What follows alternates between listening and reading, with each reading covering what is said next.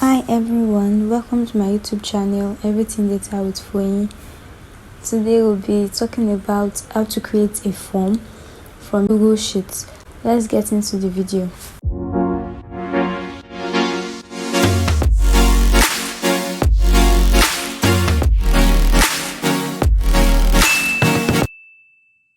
Okay, so we are in our browser.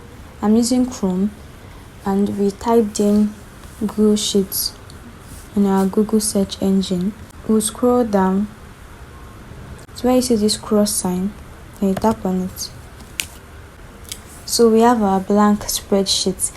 Every information or data we get from the form is going to be going to the spreadsheet. That's what we want to achieve, right? So you can see the name of our spreadsheet, Untitled Spreadsheet, and we can just easily update this by double tapping on it, left click twice on it, and it will highlight it. Let's imagine we own a company, or let's imagine we are giving out a scholarship. Let's say everything data is giving out a scholarship.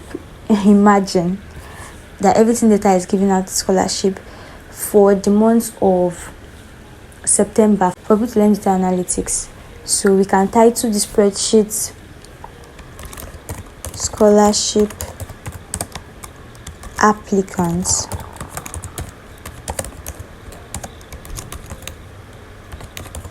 for September. That means we're giving scholarship people that are filled in the form, and their information and data will be imputed immediately, automatically into the spreadsheet. So once we create the form, once they impute their data inside the form and submit it, everything is automatically filled in here. So that's the good thing about Google Sheets. We can come to tools here, tap on create a new form. Okay, so you can see it as put it as our title for the form, scholarship applicants for September. We can easily change this to be scholarship application, so we can say what this form is about here.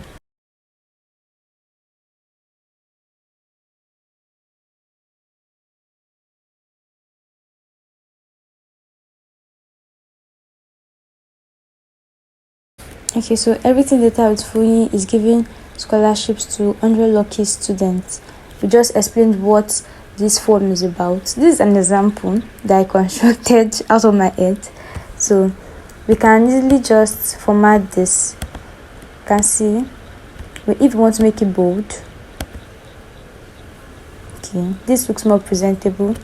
Then you click, you can underline it, but I prefer it's just bold.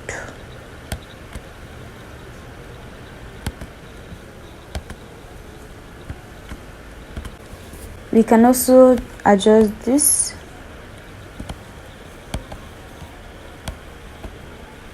We can also add a link into this text. So if anybody taps on this text, it directs them to the web page or to the website of wherever link is there. You can also number list here. Let's look at the title, what we can do with the title. So you can add link also, then you can remove formatting. For here, we have more things for the description of the form.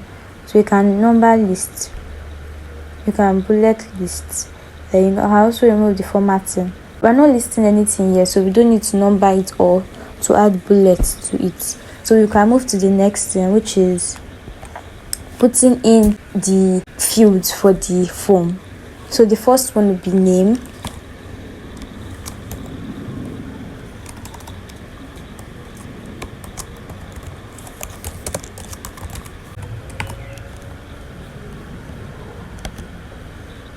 So here you can see we have short answer, paragraph. A person's name is not expected to be 10 sentences, so we can leave that as short answer. There's multi-choice, checkbox, there's drop down, and there are more things that you can use. There's where you can format the field to give you only a date and to give you time. So we can do a lot, but for now let's start from the first name, and that's short answer. You can also add an image probably to describe what you want them to do, or for better understanding, you can add an image, but we'll not be doing that now. Then we can move to the next one. We can move to the next one by coming here, then it will duplicate it. This is for to delete, this is to duplicate. So you can see we duplicated it, so we can just adjust this. It should be last name. Then we can do the same thing, format it how we want it. This should also be short answer. Then we want their age. Now their age is number, right? And it still falls under short answer. We can have gender.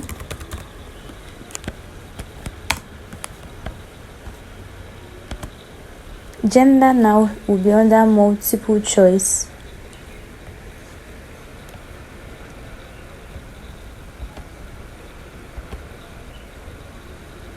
We can change this to male and this to female. Okay.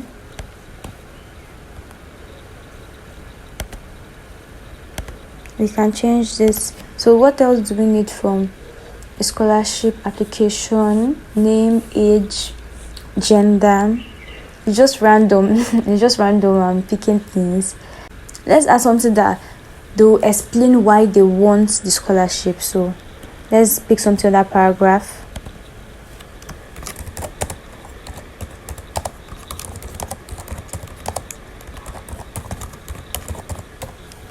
Why you want the scholarship. Okay. Then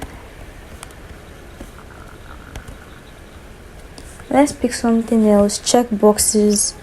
So check boxes. What can we put for check boxes? Let's put something like how you heard of this scholarship. So there are different options. We know that this person might have heard it from different sources. We might not just put one option for the person to pick using multiple choice, but we can use a checkbox so the person can select all the sources he or she heard the scholarship from. So we can add this newspaper, YouTube, from a friend, others. So the person can select more than one option. Okay, our form is already becoming nice. So we have first name, last name, age, gender, why you want the scholarship, how you heard of the scholarship. What else can we add?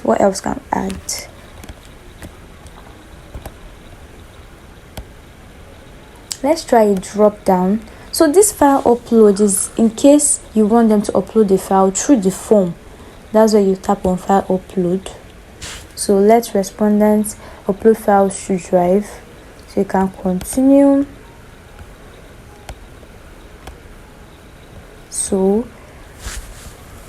allow only specific file types. If you want PDF, documents, probably spreadsheets, PDF. Let's take presentation, an image. Okay, the maximum number of files, 1, let's say 5. Let's take it to 10 MB. So they can upload any file they want. So we can, let's see portfolio.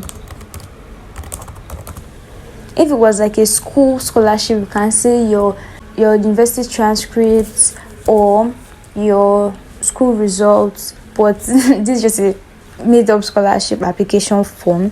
So let's just portfolio. So then we can move to the next one. I'm just trying different things. A drop down. So for drop down, we have options. It's act just like gender and how you heard of the scholarship, but it's just be a drop down. So it's just pop down, something like this. So it's just drop down, form a box like this. Then you can now select what you want. So you can select this like this. So this is a drop down. Then you can just select. So let's go back to our form building. You can see portfolio. You add a file here. See, our form is coming together. How you heard of this scholarship? You can take more than one. Why you want the scholarship? Gender, last name, first name. Wow, our scholarship application form is ready. So let's just add one more thing. So we know how to do drop down. So let's check for something else to add instead. So dates. Let's add date of birth. We've asked for age, but let's see add date of birth. So okay, so they'll select the month, day and year. The calendar will pop up and they can now select it. Then let's add something else. This our form is long. We can add time to help us pick the exact time, or for us to impute the exact time. We want to do something, so we can also do linear scale, multiple choice grid and checkbox grid. So let's start with linear scale.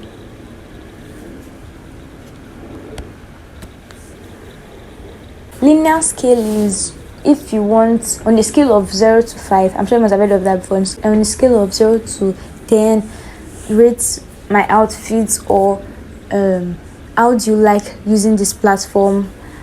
On WhatsApp call, you see stars, right? Just like rating. So that's just what it is. On a scale of 0 to 5, what is your rating? So things like that. You can now add labels to it. So you can have 1 to 5, or you have 0 to 5. What do you think of everything data with phone? You can add a label explaining what we mean. So you can say on a scale, they can see that it's on a scale of 1, on a scale of 1 to 5. Then in brackets you can add 1 being the lowest. So then we can add another thing. Let's duplicate. So you can see how it will look like on a scale of 1 to 5, 1 being the lowest. You can now select what you think of everything data with phone. Okay, the next one, we have multiple choice grid. So you can pick more than one. If you notice, this is just a single line. Multiple choice grid is you picking more than just one line. So let's look at that. So you can see we have rows and columns. So this is our first column, right? Second column, third column, and going forth. Then we have our first row. But in this, we have multiple rows, we have columns, and we have rows. So it's just like you having this first one for a question, then this for another question, then this for another question. So it's just multiple choice grid. Instead of spacing it out in different fields, you can just do it in one field. So let's check this checkbox grid. For this multiple choice grid, you can select only one out of this 5. If you select one, if you select one here and you select this one, the final result that will be picked is the one of 2, because that's one you selected last. This one will be removed and it will be updated here. For checkbox grid, so you can select more than. It's the same thing as this multiple choice grid, just that you can select more than. So you can select here 1, 2, you get. So you can select this and this, and it will remain like that. While for multiple choice, it's only one you can select.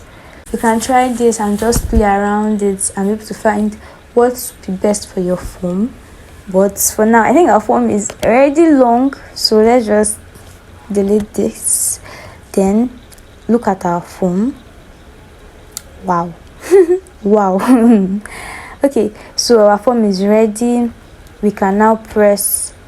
Okay, let's look at other options here. We have responses. So we have 0 responses because we just created we've never created a form, we just made the form. So settings, you can make this a quiz, and so you can assign points, values. So some lecturers in schools or some instructors can send this form, and there'll be some points attached to it that, okay, if you fill it at the end, it will be recording your score for this. Some people use this as tests in their schools.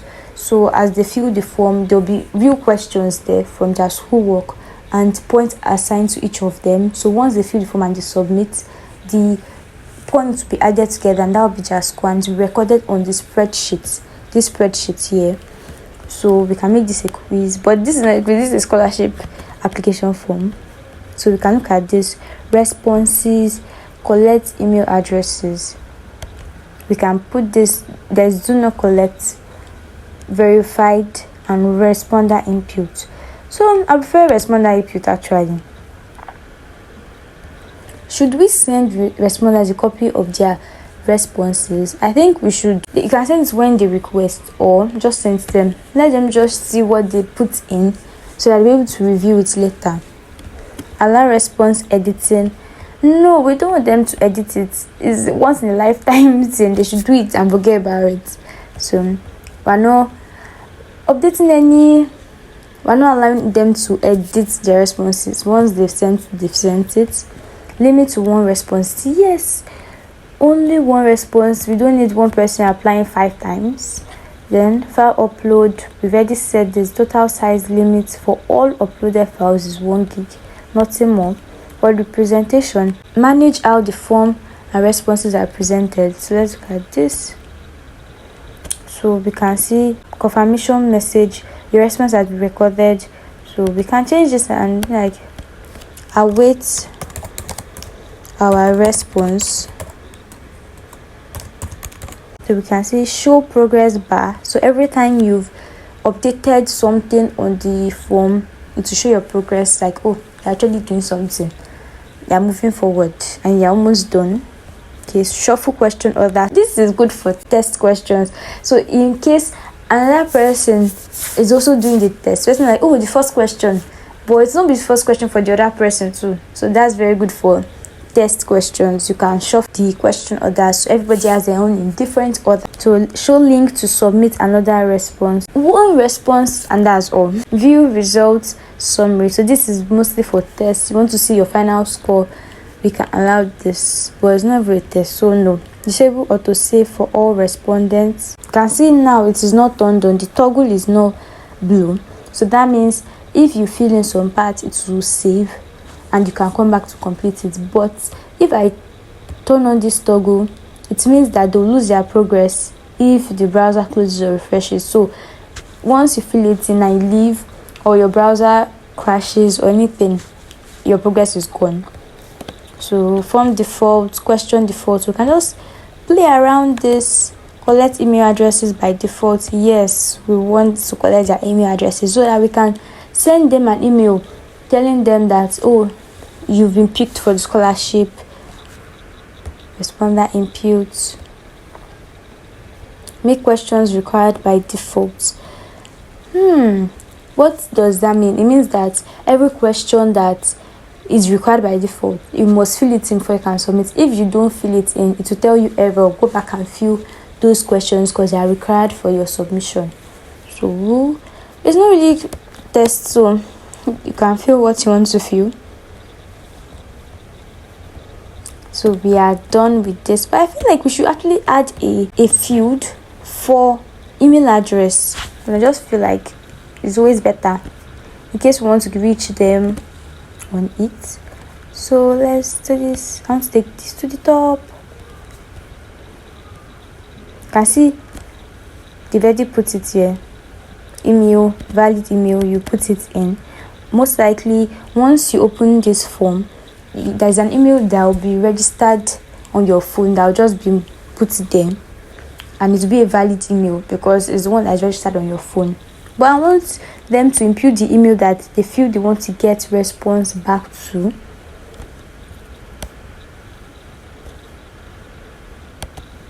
So email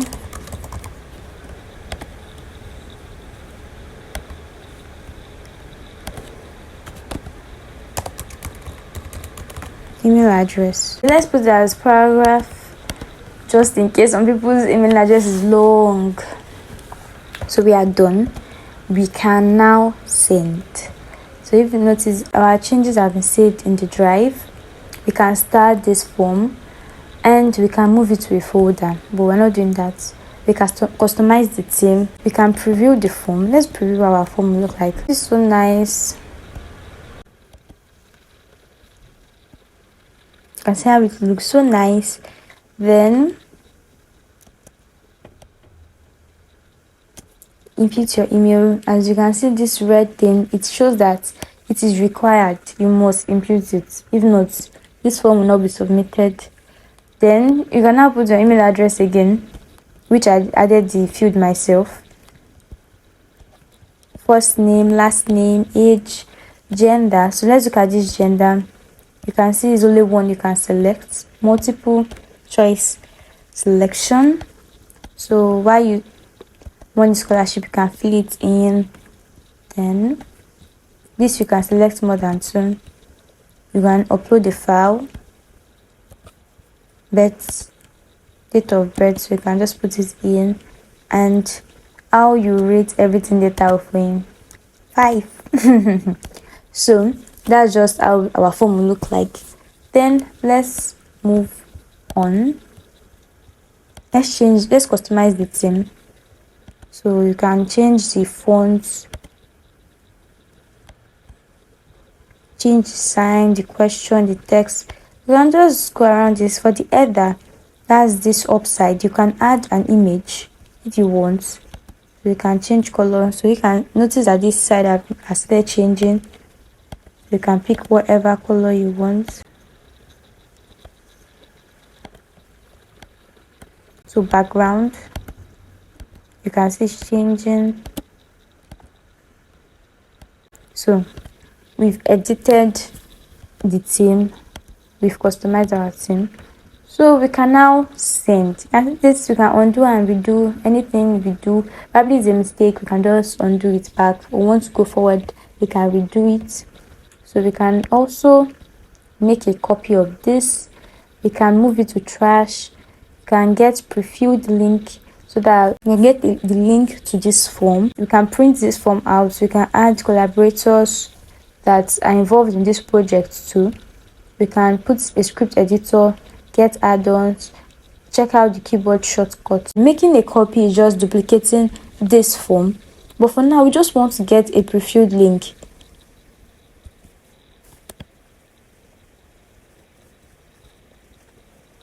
So we can just tap on get link and to be copied to our clipboard. So we can send the link to anybody. I'm like, okay, apply for the scholarship, that kind of thing. So for now, we'll just press send. You might have a particular email address you want to send it to, so you can just input it there. You can now add the message, subject, then send it. You can also add editors, people that can edit this form. Probably you created yourself and you want other people to be able to change some things in it. You can add an editor. You can change this to be anyone with the link that will be able to edit this. You can just copy this link here. This is the link to be able to edit. The link we copied before is the link to be able to input the data into the form to send to our Google Sheet. So but with this link here is for people to be able to edit it, so you should be very careful with that link. You can press done. Then for now, as we said, we are interested in just getting prefilled link. So get link. So let's look at this.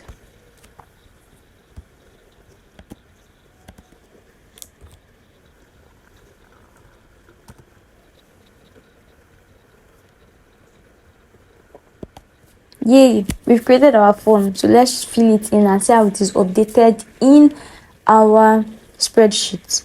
So we can impute here. Let's impute any email address. So let's say everything data with phone at gmail.com.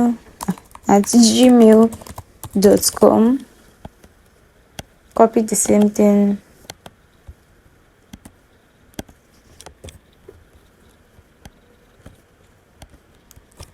Phone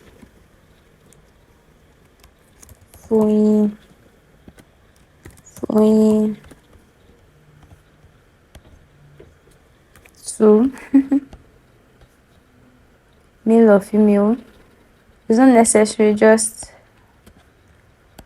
this also not, they are not necessary to fill. So let's just leave it like this.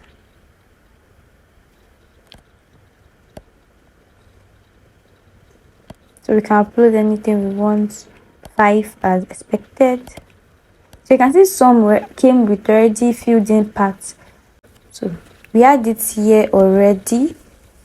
This was the form I was filling. I just duplicated it here and I filled it in this form. That's why it was updated in this other side. So you can just submit this. So you can see here at the end they told me await our response for the scholarship. So this is the final confirmation. So you can come here. So you can see here form response number 1. You can see the name has been filled in, and we have all the data we need to carry out any analysis we need or to just select who is our best fit for the scholarship. I hope you enjoyed today's tutorial. It was really fun creating a form using Google Sheets. And if you like to watch more videos like this, you like to know more about Google Sheets, Excel, and anything data related, you can check out the video that will pop up on the screen now. Don't forget to like and subscribe and turn on the notification bell if you found this video really helpful. And don't forget to comment what you want us to talk about next or any question you have concerning what we just did. Bye for now.